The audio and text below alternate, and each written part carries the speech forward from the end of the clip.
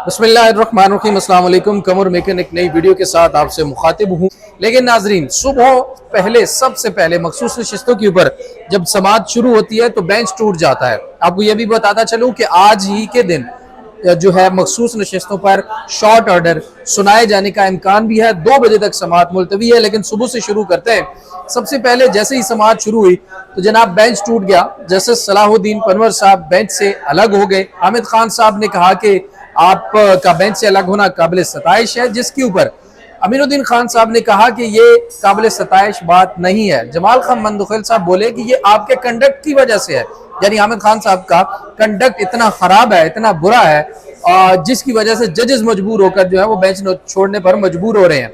तो फिर जनाब उसके बाद 10 मिनट का वक्फा हुआ जो कि 30 से 40 मिनट तक जारी रहा, और उसके बाद फिर 10 जजेस, बाकी मानदा 10 जजेस ने ही समाअत का दोबारा आगाज कर दिया। दिलचस्प चीज यह है कि 13 रुकनी बेंच था मखसूस नशिस्तों पर। ओरिजिनल फैसला ओरिजिनल जो समाअत करने वाला, उसमें से 8 जजेस ने अक्सरियती फैसला दिया था, जबकि 3 मजीद जजेस ने भी नशिस्तें तहरीक इंसाफ को देने के अहकाम जारी किए थे। यानी टोटल 11 जजेस ने तहरीक इंसाफ को नशिस्तें दी थी। लेकिन उस फैसले के ऊपर इस वक्त सुप्रीम कोर्ट में 10 रुकनी बेंच बैठकर नजरसानी केस सुन रहा है। इसकी मजीद तफसीलात क्या होंगी वो भी आपके सामने रखेंगे। सोहेल रशीद साहब से भी बात करते हैं। सोहेल रशीद साहब हमारे साथ मौजूद है, लेकिन लेकिन कल जो हामिद खान साहब के जो दलाइल थे, जो बातें थी, उस पर जजेस आज गुस्सा हो रहे हैं। ये उनको समझ देर से आई कि भाई हमारी कोई इंसल्ट हो गई है सोहेल रशीद साहब, या क्या मामला हुआ। और फिर उसके बाद चलते हैं कि आज लतीफा क्या होगा। सुनाया करते थे क्लास में, जब देर से बात समझ आती थी, वो मैं यहाँ नहीं दोहराऊंगा। बात ये है कि कल हामिद खान ने कहा गया था, कल हामिद खान ने एक आर्गुमेंट दिया था जी कि 26वीं आईनी तरमीम पास हुई और वो अभी इन क्वेश्चन है, चैलेंज है, सुप्रीम कोर्ट ने उस पर फैसला देना है। और मुमकिन फैसला ये भी हो सकता है कि 26वीं तरमीम गलत थी और उसके नतीजे में किए गए इकदाम भी गलत थे। ये ज़हन नशीन कर लें, बिल्कुल ऐसे ही है, मुमकिन है। फिर हामिद खान साहब ने कहा कि इस बेंच में भी ऐसे जजेस मौजूद हैं जो 26वीं आईनी तरमीम के नतीजे में यहाँ पर आए। ठीक है, अगर कल ये फैसला आया कि वो तरमीम और उसके तहत इकदाम गलत हैं, तो ये बेंच जो केस सुन रहा है, इसके फैसला जो है बेवकूफ हो जाएगा। लिहाजा मुनासिब ये है कि इस रिव्यू को उस केस के बाद सुना जाए, यानी पहले 26वीं यानी तरमीम और उसके बाद ये केस। और फिर उन्होंने कहा कि प्लीज यहाँ पे बैठे मस्जिद जजेस में से कोई इसे पर्सनल ना ले। और कल किसी ने पर्सनल नहीं लिया, ना कोई बरहम हुआ। कल खुश असलूबी से समाअत मुकम्मल हुई, खत्म हुई, आज की डेट पड़ी, आज बेंच आया। जस्टिस सलाहुद्दीन पनवर ने कहा कि कल की आपकी बातों से मैं बहुत रंजीदा हूं। उन्होंने एक ऑर्डर पढ़ा और उठ के चले गए कि बेंच टूट गया, बेंच रिकॉन्स्टिट्यूट हुआ। अब 26वीं आईनी तरमीम के तहत आने वाले जजेस में से एक को ही ख्याल आया कि भाई हाँ ये शायद बेंच हुआ रिकॉन्स्टिट्यूट। कोर्ट दोबारा आई, 10 मिनट बाद आए, 10 मिनट बाद आए तो 10 कुर्सियां उससे पहले लगा दी गई थी। जस्टिस अमीनुद्दीन खान ने आते ही कहा कि जी हमने रिकॉन्स्टिट्यूट कर लिया है। अब ये 12 रुकनी बेंच है, लेकिन 12 रुकनी में 2 वो हैं, जस्टिस आयशा मलिक और जस्टिस अकील अब्बासी, जो पहले दिन ही अलग हो चुके हुए हैं। ये लिख करके ये नाकाबिल समाअत केस है, और उन्होंने ये भी लिखा हुआ कि हमारी राय भी फाइनल केस में सुनने जाने से हम इत्तफाक नहीं करते, शामिल किए जाने से, लेकिन अक्सरियत कहती है कि हम करेंगे शामिल। लेकिन अब जो दस्तियाब जजेस 10 तो हम ये सुनेंगे। आमिर खान ने फिर एतराज किया, जुबानी एतराज, और बार बार किया 10 रुकनी बेंच नहीं सुन सकता।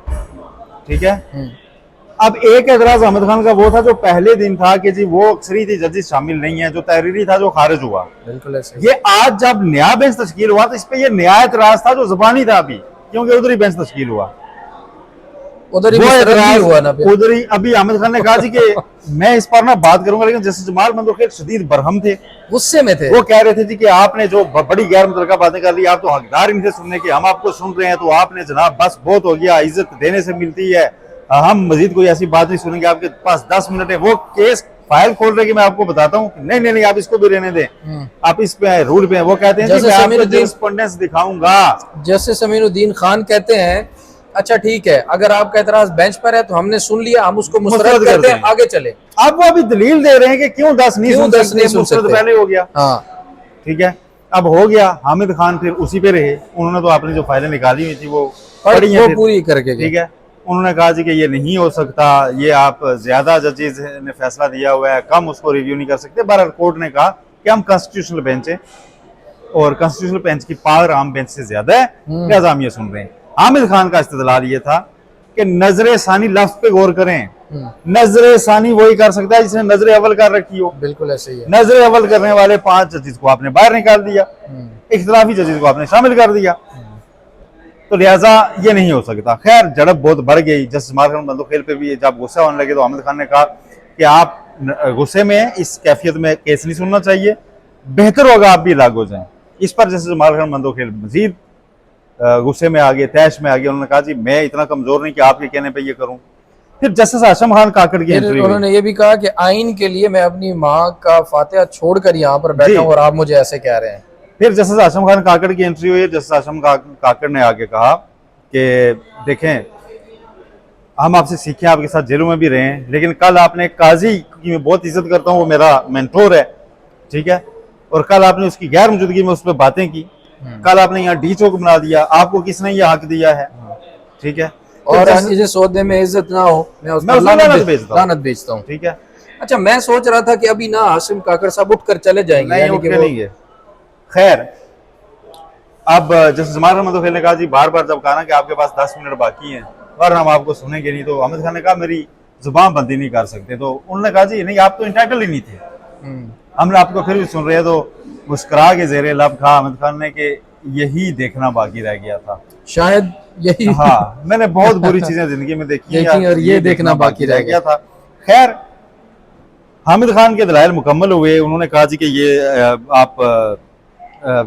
ये बात गलत है कि पीटीआई फरीक नहीं थी तो उसे दिया गया रिलीफ, मुकम्मल इंसाफ अदालत ने किया है। और जस्टिस मार्कन बंदोखेल कहते हैं कि मुकम्मल इंसाफ आपको काजी फाइज साहब ने दिया है। काजी फाइज साहब जस्टिस मार्कन बंदोखेल के साथ सिग्नेटरी है उस फैसले की, जिसमें 39 नसीहतें दी गई हैं और उसमें यकीनन मुकम्मल इंसाफ हुआ। लेकिन काजी फाइज साहब ने रिटायरमेंट से एक दिन पहले उस मुकम्मल इंसाफ का जनाजा भी अपने हाथों से पढ़ाया, जब उन्होंने एक इजाफी नोट इसमें लिखा और कहा कि ये जो इस केस में तो फैसला इंप्लीमेंट होने वाला ही नहीं है। जब आप ये लिख के जा रहे हैं ना कि इंप्लीमेंट होने वाला नहीं है, तो काजी फाइज साहब अपने उससे दस्तबरदार होकर गए हुए हैं। अच्छा फिर जनाब ये हुआ कि मखदूम अली खान रोस्टम पर आए। उन्होंने कहा जी कि अच्छा इस दौरान एक चीज मैं मेंशन करना चाहूंगा, हामिद खान साहब और जजेस की जब आपस में ये तकरार चल रही थी, जाहिर है मैं इसको तकरार इसलिए कह रहा हूँ कि काफी सख्त जुमलों का तबादला दोनों अतराफ से होता रहा है, आवाज बार बार बंद हो रही थी, जो कि बाद में मखदूम अली खान साहब के आने के बाद बिल्कुल बंद नहीं हुई, बल्कि क्वालिटी उसकी मजीद बेहतर होगी। पहले आवाज जैसे ही हामिद खान साहब कुछ कहने लगते थे वो बंद हो जाती थी, जजेस जब बोलते थे आवाज खुल जाती थी, और ये एक दफा नहीं बेशतर मौके पे हुआ उनकी दलाइल के दौरान। ये भी मुझे आज समझ नहीं, और आज तक ऐसा पहले कभी नहीं हुआ। देखिए ऑडियो का कोई खराबी थी, लेकिन हामिद खान के दौरान ज्यादा बंद होती रही, लेकिन बाद में जब मखदूम अली खान आया था तब भी फिर हल्की हल्की ढोलकी चल रही थी कि आवाज वाकई कट वो इंटरनेट की रुकावट थी। स्क्रीन रुक जाना एक अलग बात है और आवाज का रुक जाना, सिर्फ आवाज का रुक जाना और वीडियो चलते रहना, इस पे आप देखिएगा दोबारा से समात में लाइव पड़ी भी है, नाज़रीन खुद भी जाकर देख सकते हैं। तो मुझे यूं लगा कि आज समात जो है ना ये भी सेंसर होना शुरू हो गई है। नहीं मेरा ख्याल है कोई टेक्निकल एरर ज्यादा बताया जा रहा है कि बाकी भी उसमें आता रहा और कुछ सख्त बातें अनेर गई और नर्म बातें जो है वो दबी भी हैं। अच्छा। लेकिन हुआ पहली बार है, ये बात आपकी दुरुस्त है। ठीक है चले। खैर मखदूम अली खान रोस्टम पर आ गए और मखदूम अली खान ने पहले कहा जी बेंच की हवाले से कुछ बातें की। जैसे मोहम्मद अली मजहर ने कहा कि नहीं आप ये भी बताएं कि 13 रुकनी बेंच का फैसला 10 या 12 रुकनी रिव्यू कर सकता है। तो मखदूम अली खान ने कहा मैं तो ये अगली समात पर इस पे ना मुतमईन करूंगा। तो जस्टिस मार्कन बंदोखेल ने कहा नहीं आप 2 बजे आगे इसका जवाब दें, हमने तो आज ही इसका कोशिश करना है कि डिसाइड करें, मुकम्मल करना है केस। हाँ। लेकिन मुकम्मल क्या होगा? क्या जस्टिस मार्कन बंदोखेल अपनी फैसले से वापस आएंगे? उनके फैसले पे तो किसी ने रिव्यू ही नहीं दिया हुआ, लेकिन रिव्यू वाले बेंच का हिस्सा है तो कोई ना कोई राय वो दे सकते हैं। 39 नशिस्तें उन्होंने दी हुई हैं और मुझे लगता है कि 39 नशिस्तों की हद तक काफी जजेस उनके साथ मजीद भी एग्री कर सकते हैं। तो आपको लगता है कि 39 नशिस्तें जो हैं वो तरीके इंसाफ को दे दी जाए? उसकी इम्प्लीमेंटेशन देखनी होगी कि फिर 39 तो हम कौमी असेंबली की हद तक बात कर रहे हैं ना, सूबाई असेंबली में क्या होगा? सूबाई असेंबली में इक्वेशंस क्या है? सूबाई असेंबली में किसी ने पीटीआई के अपने नाम दिए हुए थे, वो नोटिफाई हुए हैं, वो नोटिफाई भी हुए हैं, नोटिफिकेशन भी एक इलेक्शन कमीशन ने दिया था कि ये इतने अरकान तरीके इंसाफ के हैं, तो उनके तनासुब से उनको सीटें सूबाई मिल जाएंगी। अगर ये अरकान, कितने अरकान? ये 200 से ऊपर तमाम असम्बलियों के मिला के हैं। KPK के कितने हैं, क्योंकि KPK से मुतल्लिक कल बड़े सीनियर साफी आमर लियास राना, सबसे बड़ी खबर आमर लियास राना साहब ने कल ये दावा किया है और ये इशारा दिया है कि मखसूस नशिस्तों का फैसला आने के बाद 1-2 हफ्तों बाद आपको JUI का वज़ीर आला खैबर पख्तूनख्वा में नजर आ सकता है। वो सिर्फ इस सूरत में आ सकता है खैबर पख्तूनख्वा में PTI के हिस्से की तमाम नशिस्तें अपोजिशन को दे दी जाएं, उनकी तादाद 40 से 50 हो जाए, फिर 10-15 को तोड़ा जाए PTI से और वो PTI के ना हूँ उस वक्त आज़ाद हूँ, ठीक है, जो टूट सकते हैं, जो वोट कर सकते हैं और डिस्क्वालिफिकेशन में लगती हो। तो फिर तो एक और बात भी है, आज जमाल खल मंदुखेल साहब ने कहा अहमद खान साहब कि आपके दलाइल में ही कंट्रडिक्शन है। दलाइल आप दे रहे हैं कि तरीके सीटें जो हैं वो तरीके इंसाफ की हैं, लेकिन आपके तमाम वकील अभी तक ये कह चुके हैं कि आप तरीके इंसाफ को बेशक ना दें, आप सुन्नी इत्तेहाद को दे दें, जबकि सुन्नी इत्तेहाद काउंसिल को सीटें देने की हद तक जो फैसला है 13 रुकनी पिछले बेंच का ओरिजिनल फैसला, वो तो खिलाफ है कि उनको नहीं दी जा सकती। तो हो सकता है कि सीटें फिर कोई भी ना दे, तरीके इंसाफ को भी ना दे और सुन्नी इत्तेहाद को भी ना दे, और फिर तमाम सीटें तमाम जमातों को जा सकती हैं। देखिए घूम फिर के वही बात आ जाती है। एक ये है कि ये कहा जाए कि ठीक है जी ये सुन्नी इत्तेहाद कौंसिल को नहीं मिल सकती थी, तो ये किसी को भी नहीं मिल सकती जब तक पार्लियामेंट लेजिस्लेट ना करे। अब वो आईनी तरमीम है या लेजिस्लेशन है सादा, वो कोई भी सुप्रीम कोर्ट ऐसा आईनी बेंच करार दे सकता है क्या जी ठीक है, फिर कर किसी को नहीं देनी तो इनको खाली छोड़ दें। जो इलेक्शन कमीशन के एक मेंबर ने इख्तिलाफी नोट लिखा था, या फिर वो ये कह सकते हैं कि जी